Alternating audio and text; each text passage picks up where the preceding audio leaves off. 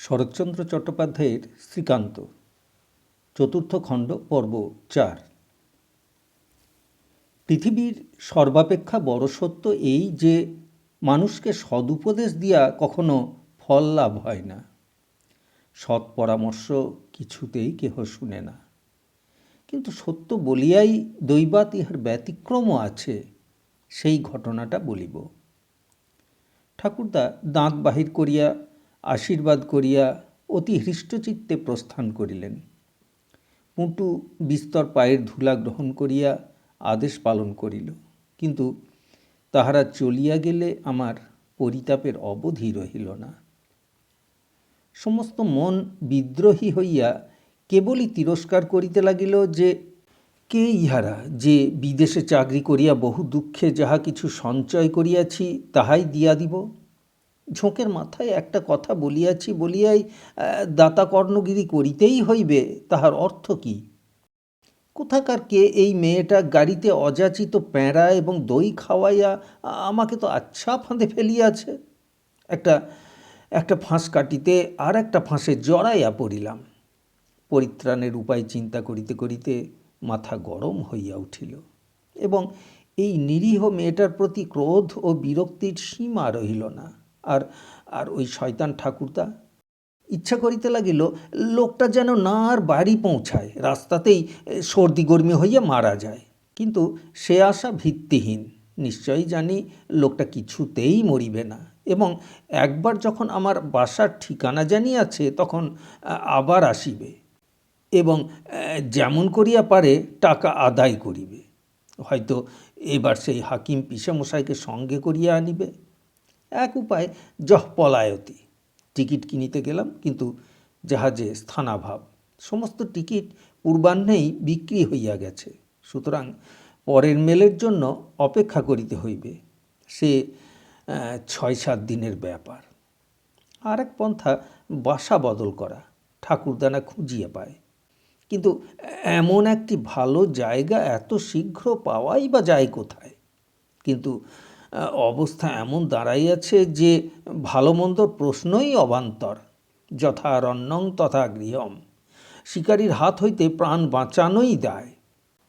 ভয় ছিল আমার গোপন উদ্বেগটা পাছে রতনের চোখে পড়ে। কিন্তু বিপদ হইয়াছে তাহার নড়িবার গা নাই। কাশীর চেয়ে কলিকাতা তাহার বেশি মনে ধরিয়াছে। জিজ্ঞাসা করিলাম, চিঠির জবাব নিয়ে কি তুমি কালই যেতে চাইছ রতন? রতন তৎক্ষণাৎ উত্তর দিল, আগে না, আজ দুপুরে মাকে একখানা পোস্টকার্ড লিখে দিলাম। আমার 2-5 দিন দেরি হবে। মরা সোসাইটি জ্যান্ত সোসাইটি না দেখে আর ফিরছি নে। আবার কবে কোন কালে আসা হবে তার তো কোনো ঠিক নেই। বলিলাম, কিন্তু তিনি তো উদ্বিগ্ন হতে পারেন। আগে না, এই গাড়ির ধকলটা এখনও কাটিয়ে উঠতে পারিনি, সে কথা লিখে দিয়েছি। কিন্তু চিঠির জবাবটা? আগে দিন না, কালই রেজিস্ট্রি করে পাঠিয়ে দেবখন। সে বাড়িতে মার চিঠি জমে খুলতেও সাহস করবে না। চুপ করিয়া বসিয়া রহিলাম। নাপিত ব্যাটার কাছে কোনো ফন্দিই খাটিল না। সব প্রস্তাবই নাকচ করিয়া দিল। যাবার সময় ঠাকুরদা টাকার কথাটা প্রচার করিয়াই গেছেন। তাহা চিত্তের ঔদার্য অথবা সারল্যের প্রাচুর্য এ ভ্রম যেন কেহ না করেন, তিনি সাক্ষী রাখিয়া গেছেন। রতন ঠিক সেই কথাটাই পারিল। বলিল, যদি কিছু মনে না করেন তো একটা কথা বলি বাবু। কি কথা রতন? রতন একটু দ্বিধা করিয়া বলিল, 2,500 টাকা তো নিতান্ত তুচ্ছ নয় বাবু। ওরা কে যে ওদের মেয়ের বিয়েতে এত টাকা আপনি খামোকা দান করবেন বললেন? আর তাছাড়া ঠাকুরদাই হোক আর যাই হোক, বুড়োটা লোক ভালো নয়। ওকে বলাটা ভালো হয়নি বাবু। তাহার মন্তব্য শুনিয়া যেমন অনির্বচনীয় আনন্দ লাভ করিলাম, মনের মধ্যে তেমনি জোর পাইলাম। ইহাই চাহিতেছিলাম। তথাপি কণ্ঠস্বরে কিঞ্চিৎ সন্দেহের আভাস দিয়া কহিলাম, বলাটা ভালো হয়নি না রতন? রতন বলিল, নিশ্চয় ভালো হয়নি বাবু। টাকাটা তো কম নয়, আর তাছাড়া কিসের জন্য বলুন তো? ঠিকই তো। কহিলাম, তাহলে না দিলেই হবে। রতন সবিস্ময়ে ক্ষণকাল চাহিয়া তাকিয়া কহিল, সে ছাড়বে কেন? কহিলাম, না ছেড়ে করবে কি? লেখাপড়া করে তো দিইনি। আর আর তখন আমি এখানে থাকবো কি বর্মায় চলে যাব তাই বা কে জানে। রতন রতন এক মুহূর্ত চুপ করিয়া থাকিয়া একটু হাসিল, বলিল, বুড়োকে আপনি চিনতে পারেননি বাবু। ওদের লজ্জা সরম মান অপমান নেই। কেঁদে কেটে ভিক্ষে করেই হোক আর ভয় দেখিয়ে জোর জুলুম করেই হোক টাকাও নেবেই। আপনার দেখা না পেলে মেয়েটাকে সঙ্গে নিয়ে ও কাশি গিয়ে মার কাছ থেকে আদায় করে ছাড়বে। এই মা বড় লজ্জা পাবেন বাবু। ও মতলবে কাজ নেই। শুনিয়া নিস্তব্ধ হইয়া বসিয়া রহিলাম। রতন আমার চেয়ে ঢের বেশি বুদ্ধিমান। অর্থহীন আকস্মিক করুণার হঠকারিতার জরিমানা আমাকে দিতেই হইবে, নিস্তার নাই। রতন পাড়াগাঁয়ের ঠাকুরদাকে যে চিনিতে ভুল করে নাই বুঝা গেল যখন চতুর্থ দিবসে তিনি ফিরিয়া আসিলেন। কেবল কেবল আশা করিয়াছিলাম এবার নিশ্চয়ই হাকিম পিসেমশাই সঙ্গে আসিবেন, কিন্তু একাই আসিয়া উপস্থিত হইলেন। বলিলেন, 10খানা গ্রামের মধ্যে ধন্য ধন্য পড়ে গেছে দাদা। সবাই বলছে কলিকালে এমন কখনো শোনা যায় না। গরিব ব্রাহ্মণের কন্যাদায় এভাবে উদ্ধার করে দিতে কেউ কখনো চোখে দেখেনি। আশীর্বাদ করি চিরজীবী হও। জিজ্ঞাসা করিলাম, বিয়ে কবে? এই মাসের 25-এ স্থির হয়েছে। মধ্যে কেবল 10টা দিন বাকি। কাল কাল পাকা দেখা, আশীর্বাদ, বেলা 3টের পরে বারবেলা। এর ভেতরেই শুভকর্ম সমাধা করে নিতে হবে। কিন্তু তুমি না গেলে বরঞ্চ সব বন্ধ থাকবে। তবু কিছুই হতে পারবে না। এই নাও, এই নাও তোমার পুটুর চিঠি। সে নিজের হাতে লিখে পাঠিয়েছে। কিন্তু তাও বলি দাদা, যে রত্ন তুমি স্বেচ্ছায় হারালে তার জোড়া কখনো পাবে না। এই বলিয়া তিনি ভাঁজ করা একখণ্ড হলদে রঙের কাগজ আমার হাতে দিলেন। কৌতূহলবশত চিঠিখানা পড়িবার চেষ্টা করিলাম। ঠাকুরদা হঠাৎ একটা দীর্ঘশ্বাস ত্যাগ করিয়া বলিলেন, কালিদাসের পয়সা থাকলে হবে কি? একেবারে ছোট লোক, চামার। চোখের চামড়া বলে তার কোনো বালাই নেই। কাল টাকা করি সব নগদ চুকিয়ে দিতে হবে। গহনাপত্র নিজের শেকরা দিয়ে গড়িয়ে নেবে। ওর কাউকে বিশ্বাস নেই, এমনকি আমাকে পর্যন্ত না। লোকটার মস্ত দোষ, ঠাকুরদাকে পর্যন্ত বিশ্বাস করে না। আশ্চর্য। পুঁটু স্বহস্তে পত্র লিখিয়াছে। 1 পাতা 2 পাতা নয়, 4 পাতা জোড়া ঠাস বুনানি। 4 পাতায় সকাতর মিনতি। ট্রেনে রাঙা দিদি বলিয়াছিলেন, আজকালকার নাটক নভেল হার মানে। কেবল আজকালকার নয়, সর্বকালের নাটক নভেল হার মানে, তাহা অস্বীকার করিব না। এই লেখার জোরেই নন্দরানীর স্বামী 14 দিনের ছুটি লইয়া 7 দিনের দিন আসিয়া হাজির হইয়াছিল, কথাটা বিশ্বাস হইল। অতএব আমিও পরদিন সকালেই যাত্রা করিলাম।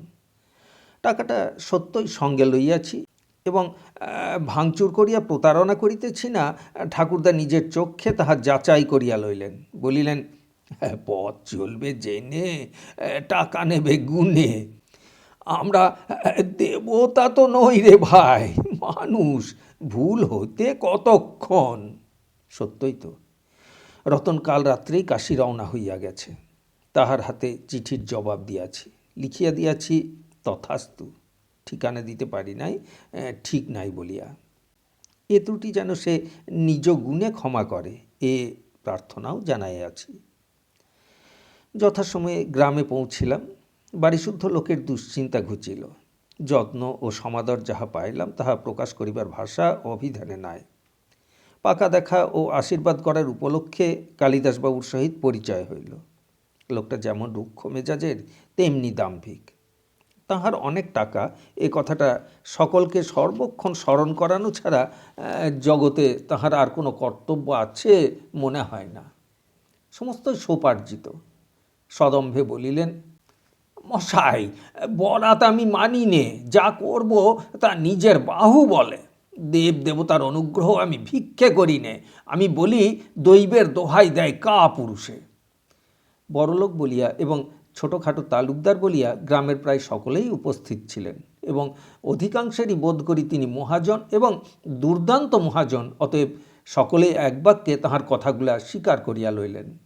তর্করত্ন মহাশয় কি একটা সংস্কৃত শ্লোক আবৃত্তি করিলেন এবং আশপাশ হইতে তাহার সম্বন্ধে দু একটা পুরাতন কাহিনীরও সূত্রপাত হইল।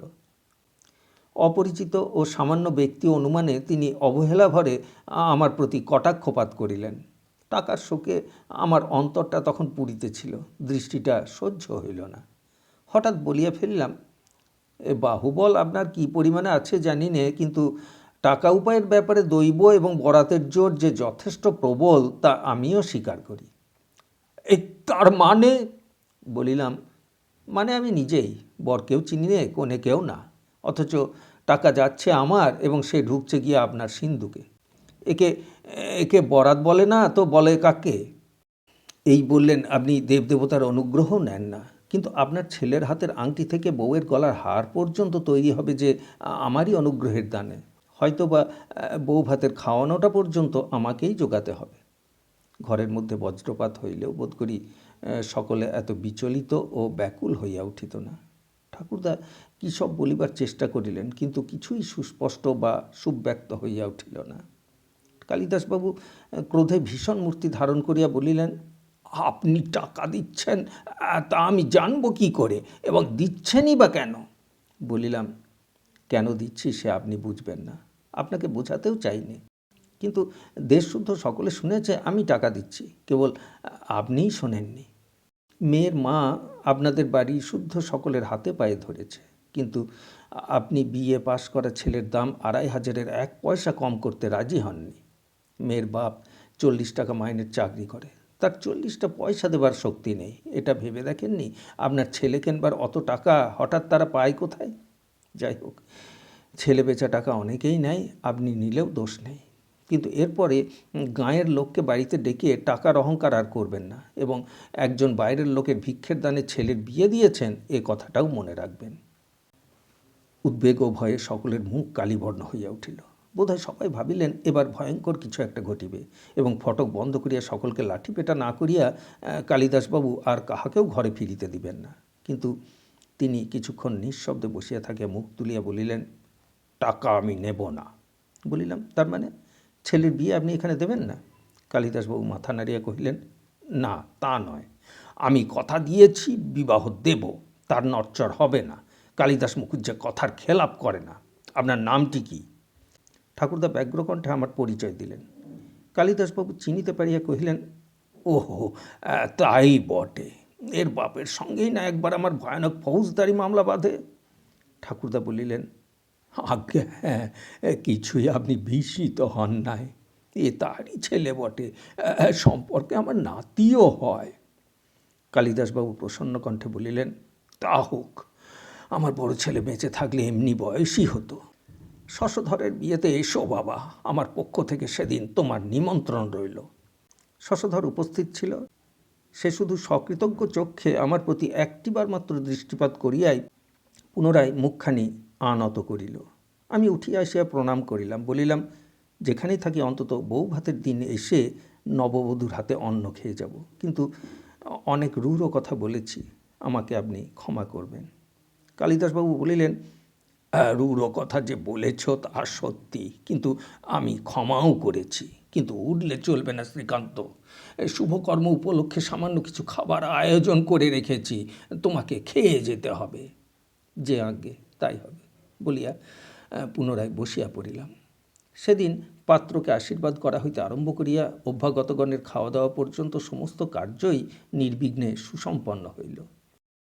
এই অধ্যায়ের প্রারম্ভে সদুপদেশ সম্বন্ধে যে নিয়মের উল্লেখ করিয়াছিলাম, পুঁটুর বিবাহটা তাহারই একটা ব্যতিক্রমের উদাহরণ। জগতে এই একটিমাত্রই নিজের চোখে দেখিয়াছি, কারণ নিঃসম্পর্কীয় অপরিচিত হতভাগ্য মেয়ের বাপের কান মলিলেই যেখানে টাকা আদায় হয়, সেখানে বৈষ্ণব সাজিয়া হাত জোড় করিয়া বাঘের গ্রাস হইতে নিস্তার পাওয়া যায় না। নিষ্ঠুর নির্দয় বলিয়া গালিগালাজ করিয়া সমাজ অদৃষ্টকে ধিক্কার দিয়া ক্ষোভ কিঞ্চিৎ মিটিতে পারে, কিন্তু প্রতিকার মিলে না, কারণ প্রতিকার বরের বাপের হাতে নাই, সে আছে মেয়ের বাপেরই নিজের হাতে।